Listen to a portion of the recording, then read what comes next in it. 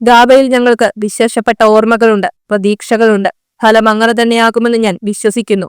ഓസ്ട്രേലിയയുമായി രണ്ടാം ടെസ്റ്റ് 10 വിക്കറ്റിന്റെ പരാജയം ഏറ്റുവാങ്ങിയതിനു ശേഷം ഇന്ത്യൻ ക്യാപ്റ്റൻ പങ്കുവച്ച വാക്കുകളാണിത്. 32 വർഷമായി ഓസ്ട്രേലിയ തോൽവി അറിയാതിരുന്ന ഗാബയിൽ അവരെ കൊമ്പുകുത്തിച്ച് ഇന്ത്യൻ ടെസ്റ്റ് ടീം ചരിത്രമെഴുതി 2021. ഗാബയിൽ അശ്വിന്റെയും ജഡേജയുടെയും ബുംറയുടെയും ബിഹാരിയുടെയും എല്ലാം അഭാവത്തിൽ 11 കളിക്കാരെ തികയ്ക്കാൻ പാടുപെട്ട ഇന്ത്യ T20 സ്പെഷ്യലിസ്റ്റുകളായ നടരാജനെയും സുന്ദറിനെയും ഠാക്കൂറിനെയും പ്ലേയിങ് ഇലവനിൽ ഇടം നൽകിയാണ് ടെസ്റ്റിനിറങ്ങിയത്.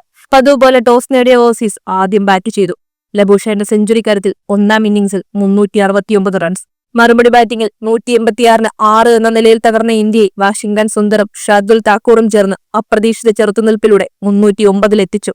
67 റൺസ് എടുത്ത ഠാക്കൂറിന്റെയും 62 റൺസ് എടുത്ത സുന്ദറിന്റെയും പ്രകടനം ഇന്ത്യയുടെ വിജയത്തിൽ നിർണായകമായി. ഓസീസിന് വമ്പൻ ഒന്നാം ഇന്നിംഗ്സ് ലീഡ് നൽകാതെ ഇന്ത്യ ഒന്നാം ഇന്നിംഗ്സിൽ 336 റൺസ്. രണ്ടാം ഇന്നിംഗ്സിൽ ഓസീസ് 298 റൺസിന് ഓൾ ഔട്ടായതോടെ ഇന്ത്യക്ക് ജയിക്കാൻ വേണ്ടിയിരുന്നത് 327 റൺസ്. 5 വിക്കറ്റ് എടുത്ത മുഹമ്മദ് സിറാജ് ഓസ്ട്രേലിയ കാണികളിൽ നിന്ന് നേരിട്ട വംശീയ അധിക്ഷേപത്തിന് പന്തുകൊണ്ട് മറുപടി നൽകി. 4 വിക്കറ്റുമായി ഷാർദുൽ താക്കൂർ ഇന്ത്യയുടെ പുതിയ ഓൾറൗണ്ടർ പ്രതീക്ഷയായി. 327 വിജയലക്ഷ്യവുമായി ഇറങ്ങിയ ഇന്ത്യക്ക് 91 റൺസുമായി ഗില്ലും 56 റൺസ് എടുത്ത് പുജാരയും മികച്ച തുടക്കം നൽകിയെങ്കിലും മറ്റ് ബാറ്റർമാർ പരാജയപ്പെട്ടതോടെ ബാക്ക്ഫൂട്ടിലായി.